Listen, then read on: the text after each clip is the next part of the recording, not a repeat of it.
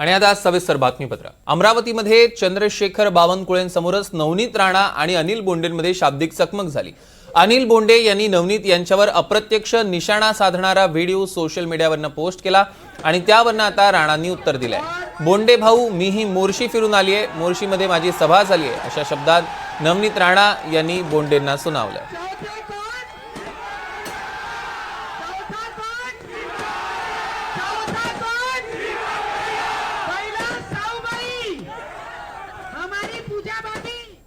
बोंडे भाऊ, मी मोर्शी फिरून आली आहे,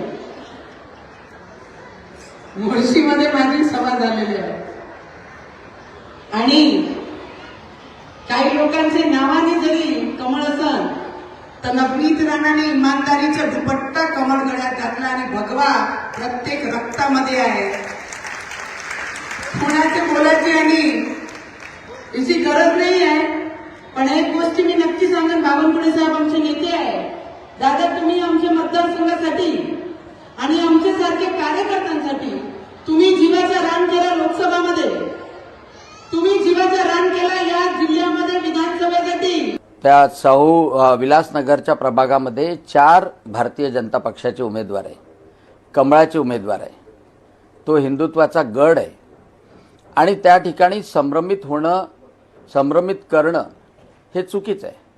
सर्व 4ही लोकांनी खासदारकीच्या निवडणुकीमध्येही मोठ्या ताकदीने काम केलेलं आहे आणि म्हणून त्यांना गद्दार म्हणवणं, एखाद्या समाजाला दोषी ठरवणं अतिशय दुःखदायी आहे।